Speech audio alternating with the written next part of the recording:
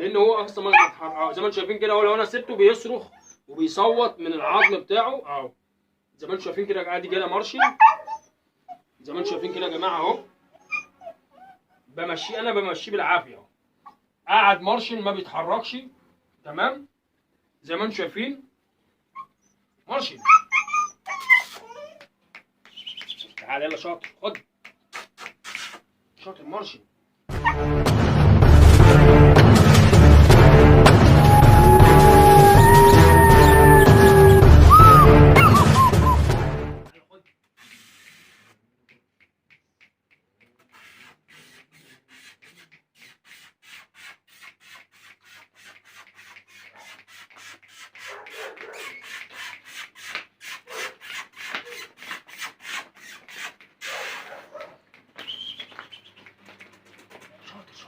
شاطر تعالى تعالى مرشد. شاطر شاطر شاطر شاطر شاطر شاطر شاطر شاطر شاطر شاطر شاطر شاطر شاطر شاطر شاطر مرشد. تعالى يلا شاطر شاطر شاطر مرشد. شاطر شاطر شاطر شاطر شاطر شاطر.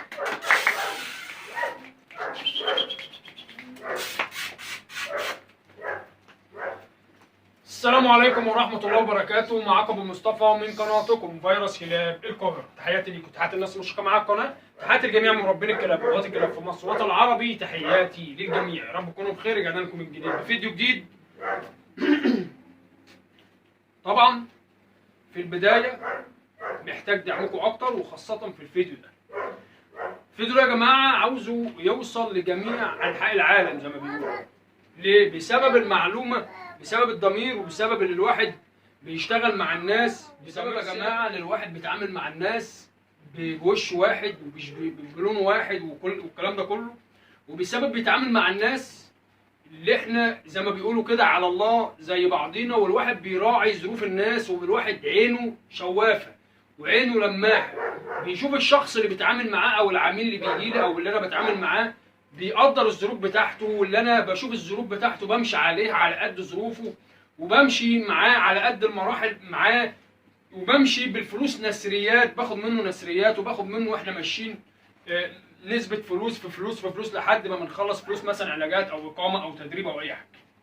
طبعا احنا قلنا كذا مرة يا جماعة اللي احنا ان شاء الله بامر الله هنغير السياسة دي خالص، وهناخد حقنا زيادة عن اللزوم قبل ما الكلب يخش لنا. ومع ذلك برضه الواحد بيرجع مش في كلامه، يعني الواحد علشان بسبب الظروف اللي الواحد بيعيش فيها او الدولة اللي احنا عايشين فيها او الظروف المؤقتة اللي احنا بنعيشها من غلا وكده والكلام ده كله، وفي نفس الوقت الدنيا يعني خربانة مع الكل، وعلشان كده الواحد بيراعي ربنا وبيراعي اللي قدامه اللي الواحد بيتعامل معاه.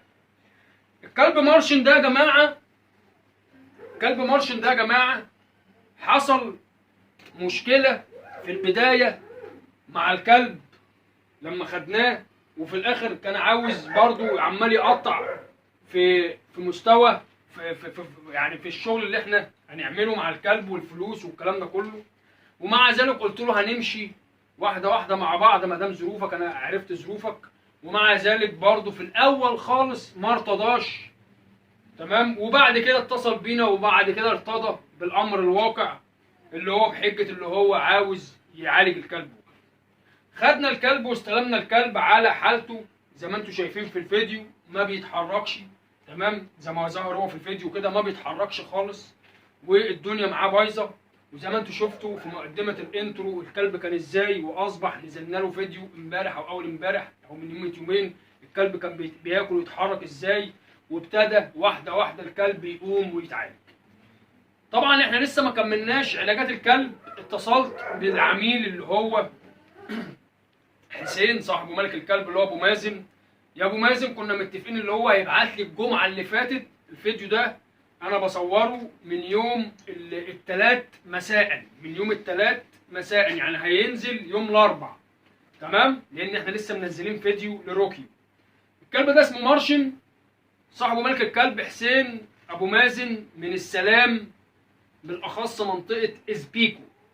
طبعا اتصلت بيه يوم الجمعه، ابعت لي فلوس على فودافون كاش زي ما بنبعت، زي ما بنشتغل مع العملاء. فين وفين عما رد عليا، وكنت كل يوم اتصل بيه قبل يوم الجمعه وانا عارف اللي هيتم، انا عارف اللي هيتم، اللي هو هيلعب بالواحد او اللي هو فاكر اللي هو ناصح او انصح من الواحد. في ناس كده يا جماعه بتبقى فاكره اللي هي انصح من الناس التانيه، او في ناس بتحط في عقولها اللي هو ناصح. انما لا، لو انت ناصح انصح مني، في ربنا انصح من الكل واحسن من الكل. لو انت اتنصحت عليا النهارده، في اللي هيتنصح عليك بكره. لو انت ضحكت عليا النهارده، في اللي هيضحك عليك بكره. لو انت خدت مني حاجه عافيه النهارده، في حد القوي في الاقوى منه. لكل حاجه ليها حاجتها. بس الحمد لله بفضل ربنا الواحد يعني متلطم في الشارع ومتلطم في السوق ومتلطم هنا وهنا وهنا، وعارف مين الحلو ومين الوحش، ومع ذلك الواحد بيحرص ما بيخونش، ومع ذلك انا عارف اللي هو هيعمله، ومع ذلك برضه مفيش فيها مشكله، مشيت على ظروفه ومشيت على نظامه.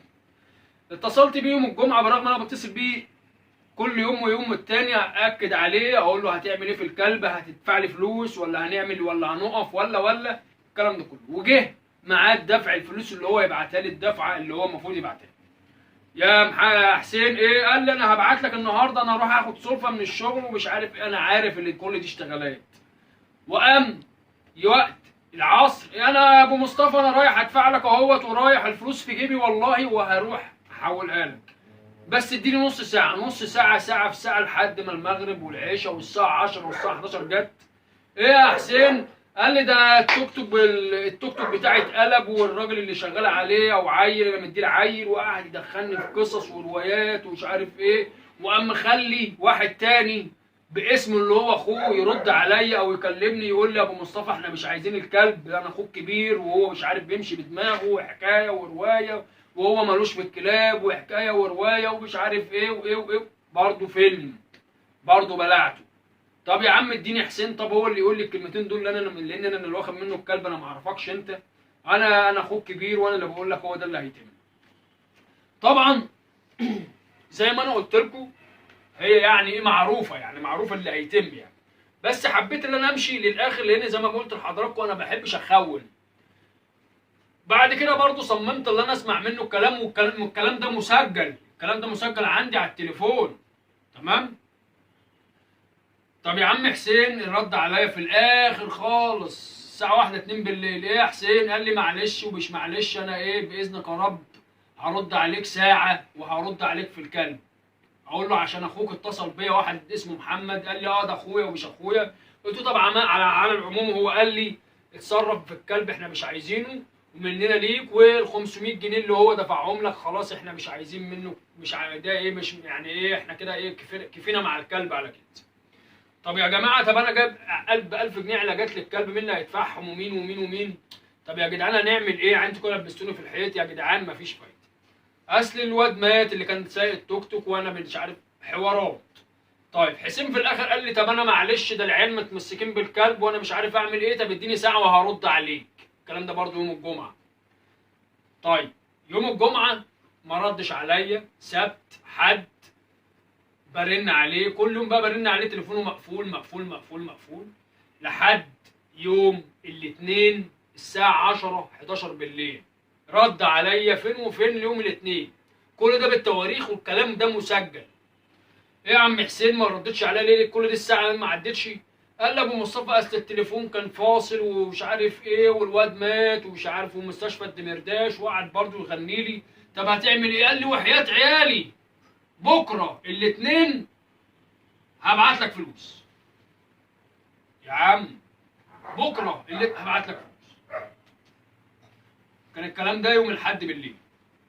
يا عم قال لي وحياه عيالي وحياه ومش عارف مين، بكره الاثنين هبعت لك فلوس، هتصرف لك في اي فلوس من الشغل.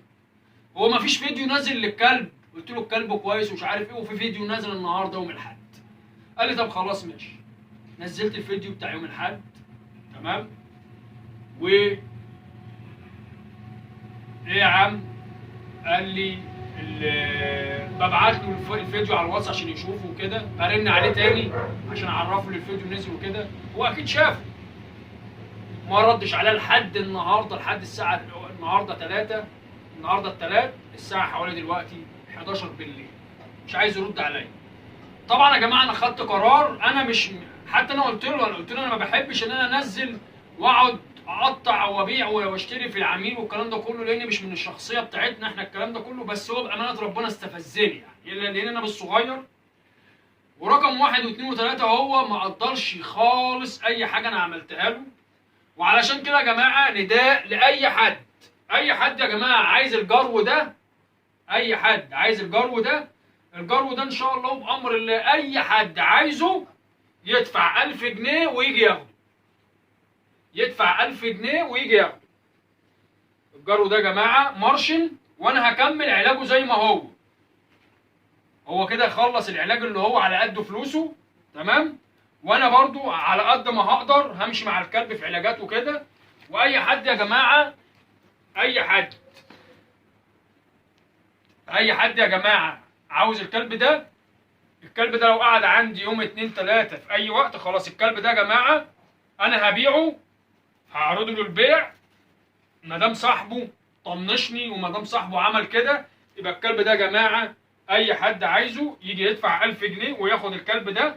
وهقول له يمشي معاه ازاي بعلاجات والكلام ده كله، تمام. يمشي معاه ازاي بعلاجات، يكمل معاه علاجات ازاي. وزي ما انتم شايفين كان الكلب كان ايه واصبح ايه. تمام كده يا جماعه.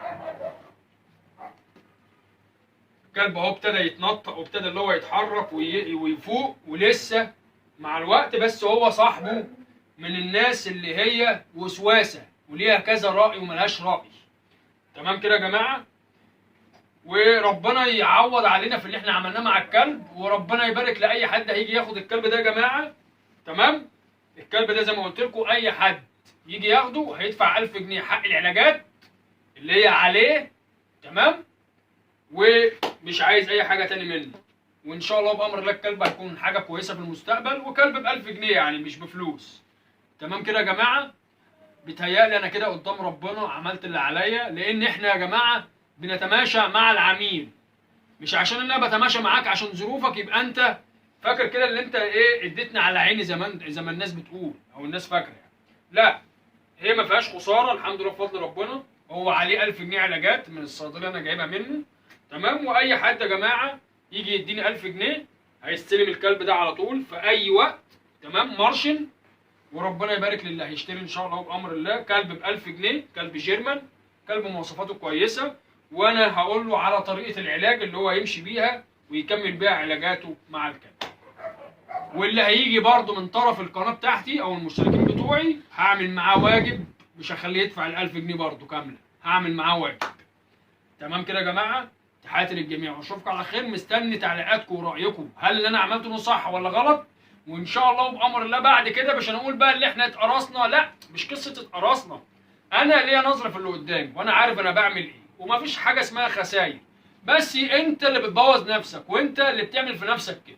تحياتي للجميع اشوفكم على خير. يا ريت نكتر من الشير واللايكات والحركات عشان الناس كلها تستفاد. تحياتي للجميع اشوفكم على خير، والسلام عليكم ورحمه الله وبركاته.